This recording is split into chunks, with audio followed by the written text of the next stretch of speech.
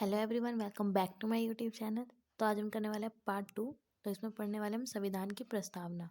तो संविधान की जो प्रस्तावना है वो अमेरिका से ली गई है। मतलब अमेरिका, इसका जो वो है प्रस्तावना बनाने का जो मोटिव है उसको अमेरिका से लिया गया है। सर्वप्रथम अमेरिका में प्रस्तावना देखी जाती थी। तो प्रस्तावना संविधान का परिचय व भूमिका है, संविधान का सार है। हमारे संविधान का सार है प्रस्तावना।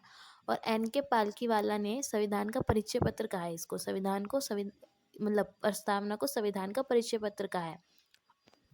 42वें संविधान संशोधन में जो 1976 में हुआ था उसमें समाजवादी, धर्मनिरपेक्ष और अखंडता ये शब्द जोड़े गए थे हमारे संविधान में। तो संविधान के तत्व पढ़ते हैं। संविधान के अधिकार का स्रोत, भारत की प्रकृति और संविधान के उद्देश्य, संविधान लागू होने की तिथि। ये प्रस्तावना के तत्व हैं, 4 तत्व हैं। संविधान के अधिकार का स्रोत, भारत के लोग से शक्ति अधिकृत करता है। जो हमारा संविधान है वो हमारी जो संविधान है वो भारत के लोगों से शक्ति को अधिकृत करता है। हमें तो अपने संविधान को मानते हैं तभी तो उसके पास शक्ति है, हम उसको इतना मानते हैं तभी तो वो इतना शक्तिशाली है। भारत की प्रकृति, भारत एक संप्रभु, समाजवादी, धर्मनिरपेक्ष, लोकतांत्रिक व गणतांत्रिक राज व्यवस्था वाला देश है।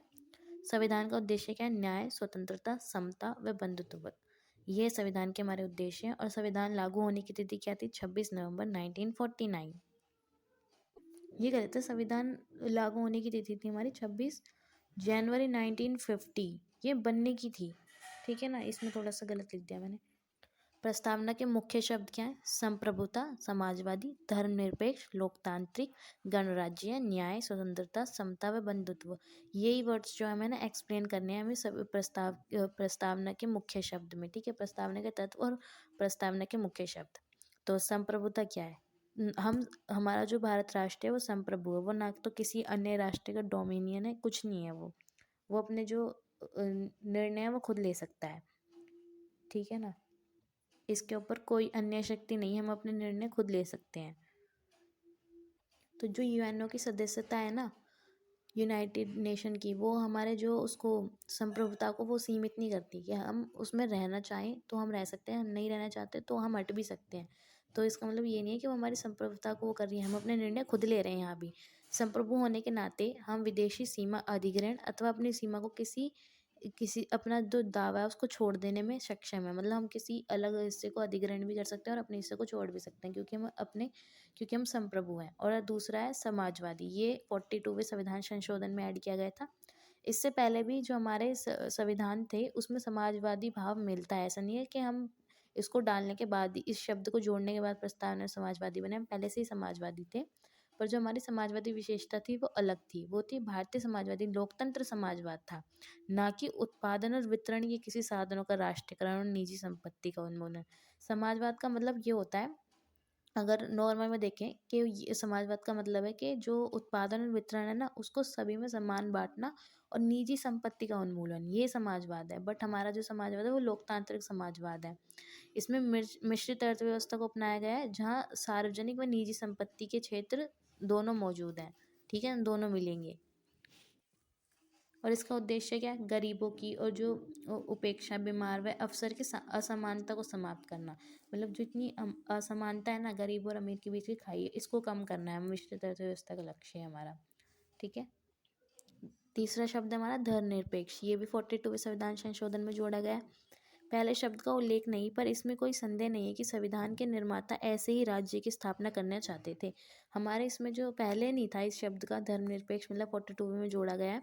परंतु उसका मतलब ये नहीं है कि हम पहले धर्मनिरपेक्ष नहीं बनाना चाहते थे, हम अभी धर्मनिरपेक्ष बने हैं। आपको पता है ना, आर्टिकल 25 और 28 है ना, वो भारत को धर्मनिरपेक्ष राज्य ही बनाते हैं, ठीक है। सभी की अवधारणा इसमें इसमें इसी की अवधारणा पहले से ही विद्यमान थी, बस शब्द बाद में जोड़ा गया है।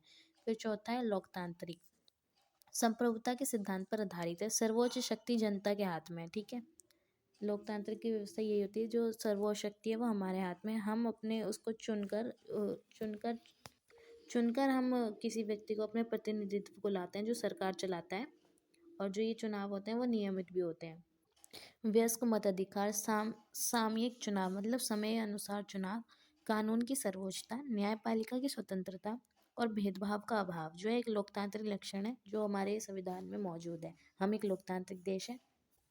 फिर आता है गणतंत्र। लोकतांत्रिक राज्य व्यवस्था को दो वर्गों में बांटा जाता है, राजशाही और गणतंत्र। राजशाही तो वो हो गया जो राज्य जो है राजा के अधीन हो, जहाँ पर जो है ना चुनाव, बिना चुनाव के किसी को बिठाया जाता हो, जैसे कि ब्रिटेन में, आपको पता है ब्रिटेन में राजशाही है और हम एक गणतंत्र है, अमेरिका की तरह। गणतंत्र शब्द का अर्थ है प्रमुख, अर्थात राष्ट्रपति चुनाव के जरिए सत्ता में आते हैं। मतलब जो हमारा प्रमुख है ना वो चुनाव के जरिए आएगा, जो कि ब्रिटेन में नहीं होता है। ब्रिटेन में प्रमुख चुनाव के जरिए नहीं आता है। सिक्स्थ है न्याय। तीन विभिन्न रूप के न्याय हमारे पास, सामाजिक, आर्थिक और राजनीतिक। सामाजिक न्याय क्या है? हर व्यक्ति के साथ जाति, धर्म, रंग, लिंग के आधार पर बिना भेदभाव के समान व्यवहार करना सामाजिक न्याय है। आर्थिक न्याय, आर्थिक कारणों के आधार पर भेदभाव नहीं, असमानता को दूर करना इसका लक्ष्य है। मतलब कि हम जो आर्थिक आधार पर किसी के साथ भेदभाव नहीं करेंगे। और तीसरा राजनीतिक न्याय, मतलब सबको राजनीतिक में समान अधिकार देना, ये हमारा राजनीतिक न्याय है।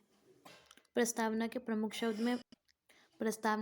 शब्द में सेवंथ वर्ड है हमारा स्वतंत्रता।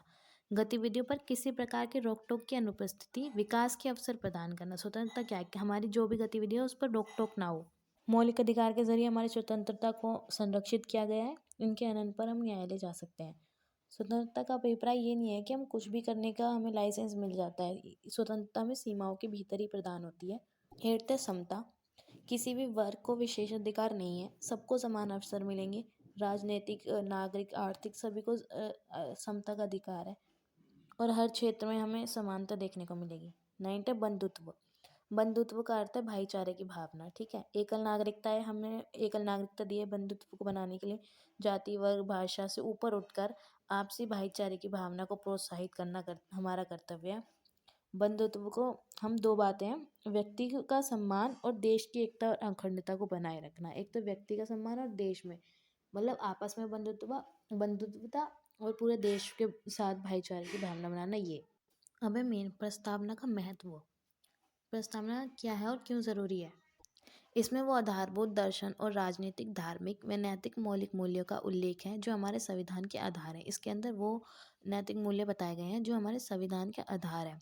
यह पूर्व प्रस्तावना हमारा संविधान का आधार ही है। संविधान सभा की महान आदर्शोच उल्लेखित है। प्रस्तावना में हमारे जो संविधान सभा जिसने संविधान बनाया था उनकी जो आदर्श सोच थी वो इसमें झलकती है। संविधान की नींव रखने वालों के सपने और अभिलाषाओं का परिलक्षण है, मतलब उसका एक दर्पण है, शीशा है, जो संविधान की नींव रखने वालों का जो सपना था, उनके जिनका ये सपना था ना, उसकी जो सोच और उनकी जो आशाएं थी ना संविधान को लेकर, उसका ये दर्पण है। अल्लादी कृष्ण स्वामी अय्यर ने संविधान की प्रस्तावना हमारे दीर्घकालिक सपनों का विचार है, मतलब जो उनके लंबे सपने हैं ना, जो उन्होंने आने वाले भारत के लिए सोचे हैं, उसका एक विचार है। ठीक है, सबने अपनी अपनी वो दी है। के एम मुंशी ने बताया हमारी संप्रभु लोकतांत्रिक गणराज्य का भविष्य फल है संविधान की प्रस्तावना। ठाकुर दास भार्गव ने बताया प्रस्तावना संविधान का सबसे सम्मानित भाग है। ये संविधान की आत्मा है, संविधान की कुंजी है। संविधान की आत्मा वह उचित स्थान है जहाँ से कोई भी संविधान का मूल्यांकन कर सकता है। मतलब हमारा संविधान का वो है, समरी बोल लो इसको, मेन सार जो है ना यही है। इसको पढ़ के हम हमारे संविधान में क्या है ना उसका पूरा बता सकते हैं। फिर आता है मेन संविधान के रूप में प्रस्तावना। तो बेडू एक है कि इसमें तीन तरह के केस हुए हैं। बेडू भाई संघ के मामला 1960 और है फिर केशवानंद भारती मामला 1973, फिर है LIC ऑफ इंडिया मामला 1995 का।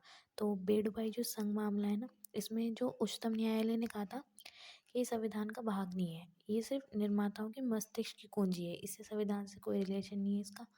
फिर उन्होंने केशवानंद भारती मामला जो हुआ 1973, उसमें ना उसने अपना सारे विचार बदल दिए। उन्होंने कहा नहीं, ये भी संविधान का भाग है। न्यायालय पूर्व व्याख्या अस्वीकार के की कहा कि भाग है ये संविधान का।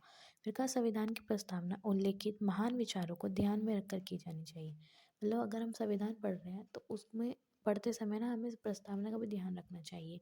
प्रस्तावना उसका मेन भाग है। फिर आया LIC ऑफ इंडिया मामला 1995 में। तो इसमें व्यवस्था बदल के बोला उन्हें यही संविधान का आंतरिक हिस्सा है। ठीक है, उसमें बोला भाग है, पहले तो बोला भाग ही नहीं है, बोला ये आंतरिक हिस्सा है। जैसे कि संविधान के और हिस्सों में हम परिवर्तन संशोधन कर सकते हैं, वैसा हम इसमें भी कर सकते हैं। जैसे कि 42वें संविधान संशोधन में हुआ था और न्यायालय ने उसको स्वीकार भी किया था, अवैध घोषित नहीं किया था वो उसको। तो वही उसने बोला कि इसमें भी हम संविधान में संशोधन कर सकते हैं, जैसे पहले संशोधन किए हैं ये, क्योंकि ये भी आंतरिक हिस्सा है। जैसे पूरे संविधान को बनाया गया है ना, वैसे ही इसको भी बनाया गया है। ये LIC ऑफ इंडिया मामले में बोला गया था, पर जो संशोधन होगा वो उसको ध्यान में रखकर किया जाएगा, मूल ढांचे को ध्यान में रखकर। तो होप सो आपको ये बिल्कुल अच्छे से समझ में आ गया होगा।